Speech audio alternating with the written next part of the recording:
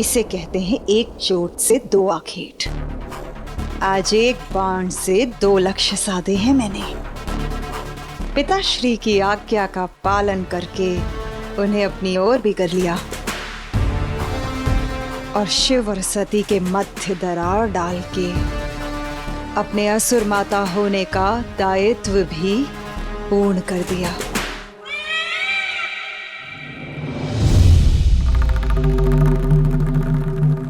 सती, चलिए, आपके बताए 51 स्थानों का भ्रमण करना है। आइए। मैं सब समझ गई महादेव। मुझे संसार भर के स्थानों पर ले जाने का प्रस्ताव क्यों रखा आपने? ये मुझे भ्रमण पर ले जाने का प्रस्ताव नहीं, मुझे भ्रमित करने का प्रयास था।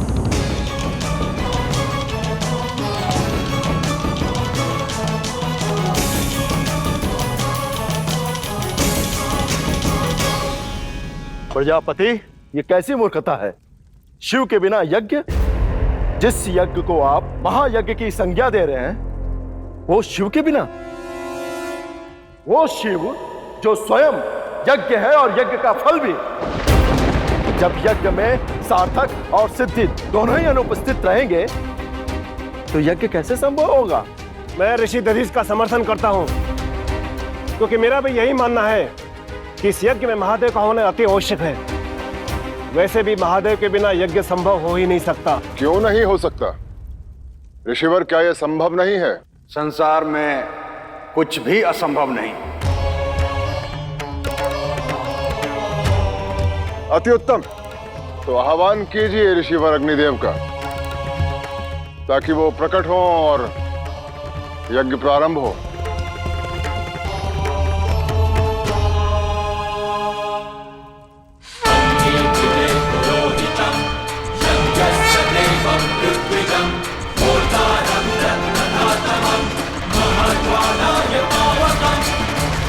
देखा आपने ऋषिवर, स्वयं अग्नि देव ने प्रकट होकर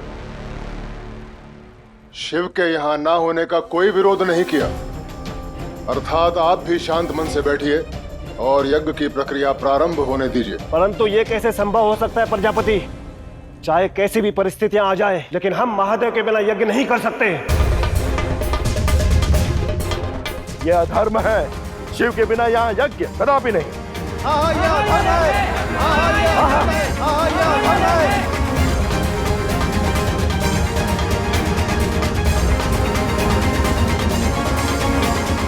रुक जाइए ऋषि दधीच।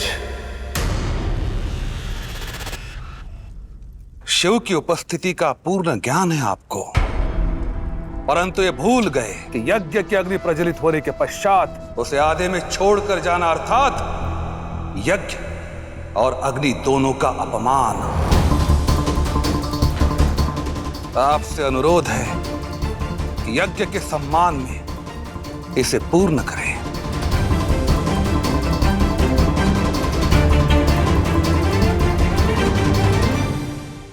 आप जानते थे ना, पिताश्री ने यज्ञ आयोजित किया है और आप इसीलिए मुझे दूर ले जाना चाहते थे? क्योंकि आप नहीं चाहते थे कि मुझे इस यज्ञ का आभास हो। यही आपका उद्देश्य था ना महादेव? सत्य बताइए महादेव। देवी सती,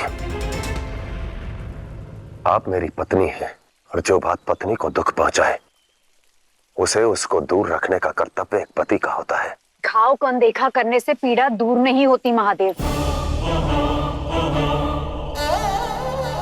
मानती हूँ, इस बात से मैं दुखी हूँ, किंतु आप ही कहते थे ना, समस्या का हल उसे टालने में नहीं, उसका सामना करने में होता है।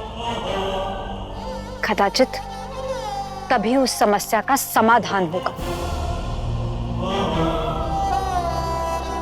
कुछ समस्याएं हलाहल होती हैं सती, जिनका एक ही निदान है, उन्हें पी जाना या उन्हें भूल जाना। सती, अपने पिता के अभिमान के हलाहल को इस समय पीने को सक्षम नहीं है आप। केवल इसीलिए आप मुझे दूर लेके जा रहे थे। परंतु आप भूल रहे हैं महादेव, हलाहल है तो अमृत भी है, और प्रेम रूपी अमृत किसी भी निर्जीव संबंध में प्राण फूंक सकता है।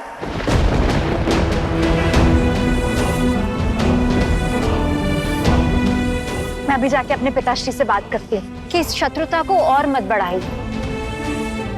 एक प्रजापति को नहीं, एक पिता को समझाऊंगी। और मुझे विश्वास है जब एक पुत्री समझाएगी तो पिता को अवश्य समझ आएगा।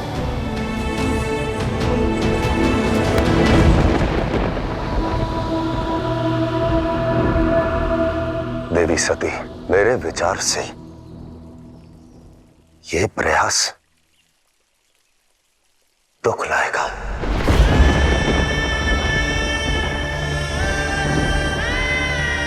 भीषण दुख।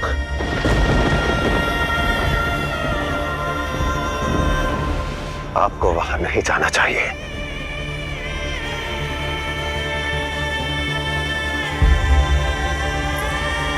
नहीं महादेव, मुझे अपने पिताश्री के पास जाना होगा और मैं अवश्य जाऊंगी। आप वहां नहीं जाएंगे।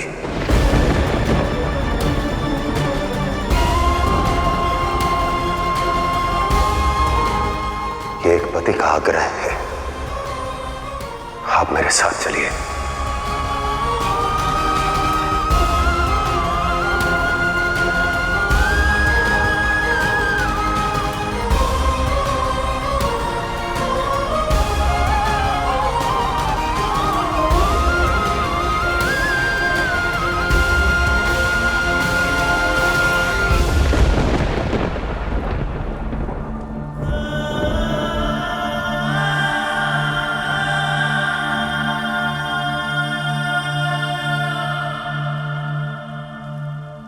क्या मुझे इस त्रिशूल को स्पर्श करने की अनुमति है शिव?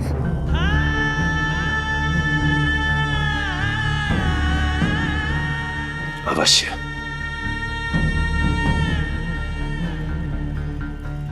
क्या मुझे इस मृगचर्म को स्पर्श करने की अनुमति है शिव? है देवी।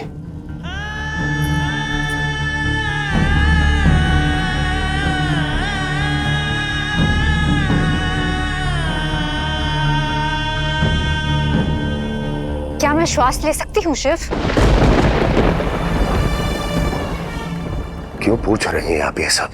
क्या तात्पर्य है इस सब का? और क्या करूं शिव? विवाहित जीवन के पश्चात पत्नी के लिए क्या उचित है, क्या अनुचित, ये पति ही निर्धारित करता है ना। पत्नी उसकी अर्धांग नहीं, उसकी दासी है ना। सती, मैंने आपको आपके पिता के घर जाने से रोका। आप इसलिए रुष्ट हैं, तभी ये व्यंग बाण चला रही है ना।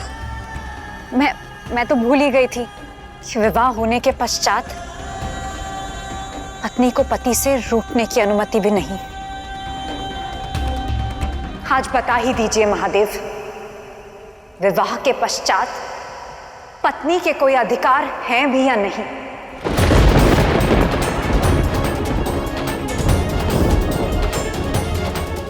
केवल अधिकार नहीं सती, पत्नी वैवाहिक जीवन की अधिकारिणी होती है। यह संबंध तो बराबरी का है।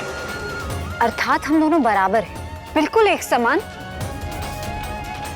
कब से?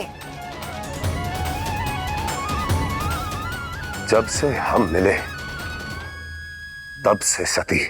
मुझे आपका निर्णय स्वीकार नहीं।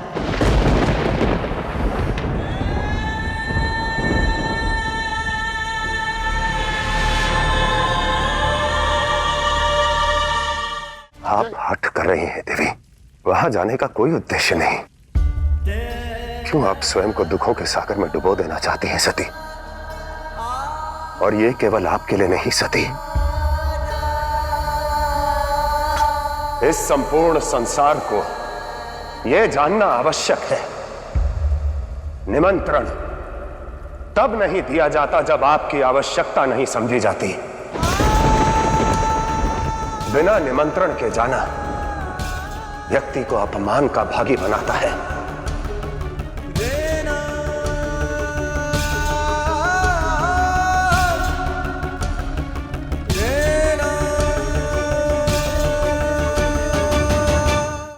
मैं इन सांसारिकताओं से परी हूं देवी। मेरे लिए ना अपमान है, ना मान है, ना सम्मान। सब कुछ निरर्थक है। परंतु आप ये अपमान सह नहीं पाएंगी सती।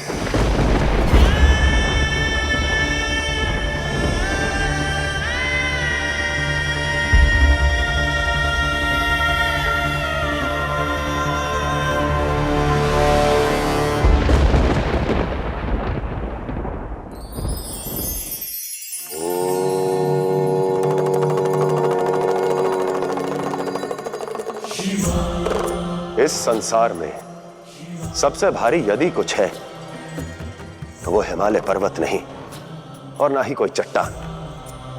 वो है द्वेष। किसी का मान हमसे अधिक है तो किसी की बातों को ये संपूर्ण संसार हमसे अधिक महत्व देता है,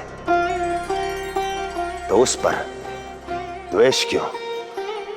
ये द्वेष आपकी आत्मा को इतना भारी कर देगा कि सुख, आनंद और समस्त पवित्र भावों की अनुभूति ही भुला देगा। इसलिए यदि जीवन यात्रा में सुख और संतोष से आगे बढ़ना चाहते हैं तो मन पर पड़े इस द्वेष के भार को हटाएं, क्योंकि द्वेष के बोझ के साथ यात्रा कठिन और दुर्गम हो जाती है।